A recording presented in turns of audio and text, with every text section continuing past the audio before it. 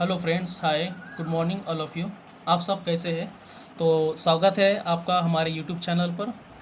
तो आज हम जानेंगे कि जब हम सीआईटीएस ट्रेनिंग करते हैं तो उस दौरान दो चीज़ें सबसे महत्वपूर्ण होती है।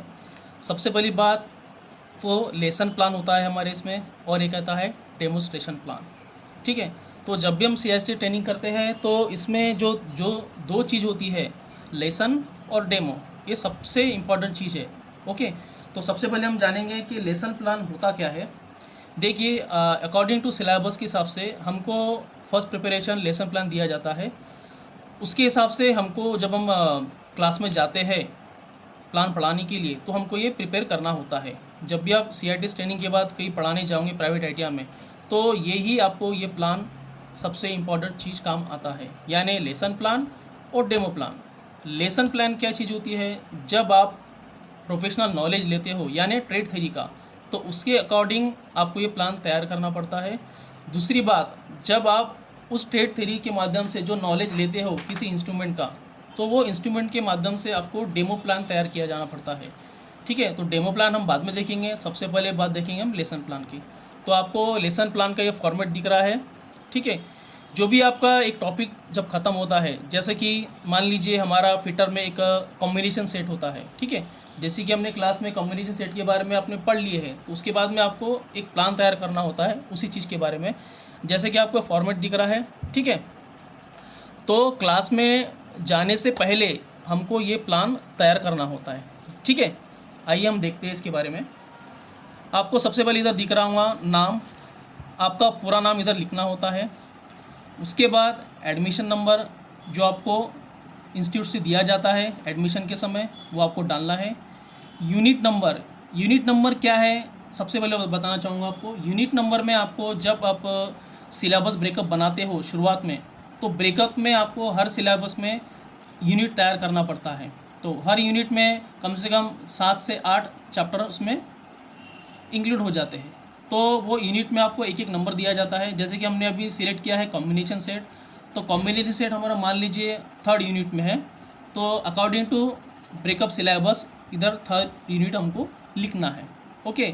उसके बाद लेसन नंबर, जैसा लेसन नंबर कॉम्बिनेशन सेट कितने नंबर पर है, 40 नंबर पे है, 2 नंबर पे है या 10 नंबर पे है, वो आपको इधर मेंशन करना होता है।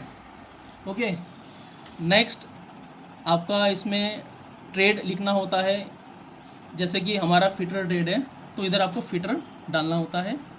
उसके बाद डेट, देखिए इसमें डेट सबसे इम्पॉर्टेंट चीज़ होती है। बहुत लोगों को नहीं पता होता है डेट कौन सा डालना होता है। लोग क्या करते हैं कि डेट जब आप डेमो देने जाते हो क्लास में, तो उस दिन का डालना है, ऐसा नहीं होता है।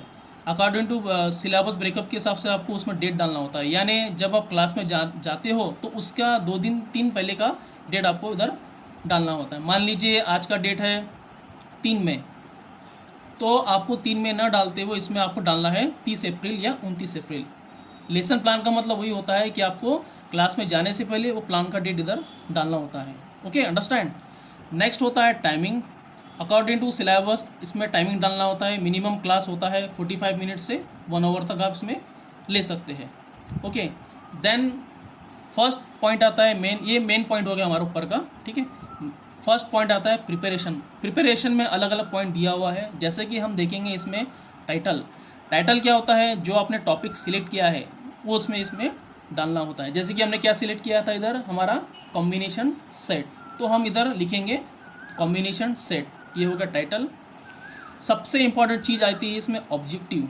देखिए ऑब्जेक्टिव मिनिमम आपको 1 से लेके 4 पॉइंट तक डालना है। क्यों?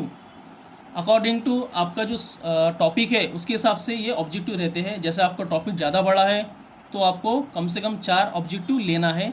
अगर आपका टॉपिक छोटा है तो कम से कम आपको 2 ऑब्जेक्टिव उसमें लेना है। तो टॉपिक के हिसाब से आपको उसमें 4 ऑब्जेक्टिव लिखना है। ऑब्जेक्टिव लिखने के बाद इसमें एड्स होता है। एड्स यानी क्या होता है? जो आप पढ़ाते समय ले जाने वाले सामान यानी साहित्य, जैसे कि पेन, पेंसिल, जो भी आपको लग रही चीज़ें, वो चीज़ होती है इसमें। उसके बाद नेक्स्ट हमारा है इंट्रोडक्शन। इंट्रोडक्शन में रहेगा रिव्यू यानी आपने पिछला जो टॉपिक पढ़ा है वो उसमें रहेगा। उसके बाद है मोटिवेशन, ये मेन पॉइंट होता है मोटिवेशन के बारे में, यानी आपको बच्चे जब क्लास में बैठेंगे तो आपको कैसा मोटिवेट करना है वो पॉइंट इसमें डालना है अकॉर्डिंग टू टॉपिक। नेक्स्ट है प्रेजेंटेशन। प्रेजेंटेशन में आपका जो ऑब्जेक्टिव में टॉपिक लिखे हैं सब इधर डालना है और उसके इन्फॉर्मेशन पॉइंट। हिंट, ठीक है, हिंट में जो आप टॉपिक पढ़ा रहे हो उसके बारे में आपको हिंट देना है, ठीक है। सेम फॉर्मेट ऐसा है। लास्ट आता है एप्लीकेशन। एप्लीकेशन यानी जो आपने पढ़ाया है टॉपिक उसका यूज़ कहाँ कहाँ होता है वो एप्लीकेशन डालना है, मिनिमम 4 पॉइंट। समरी में आपने क्या क्या पढ़ा है, ऑब्जेक्टिव के पॉइंट आपको लिखना है यहाँ पे। देन असाइनमेंट, बच्चे को आप क्या देने वाले हो टॉपिक ख़त्म होने के बाद वो, और उसके बाद नेक्स्ट लेसन क्या पढ़ाने वाले हो, ठीक है। ये हो गया हमारा फॉर्मेट। अब आपको मैं बताऊंगा कि फिलअप फॉर्मेट कैसा है, ओके। तो हमारे ये प्लान में 3 शीट हमने देखा है, first, second, third important sheet होता है information sheet. Information sheet same होता है, आपको इधर टॉपिक का नाम डालना है, कॉम्बिनेशन सेट। इन्फॉर्मेशन में आपको पूरा डिटेल इधर डालना है, जितना आपने पढ़ा है पूरा इसमें आपको डालना है।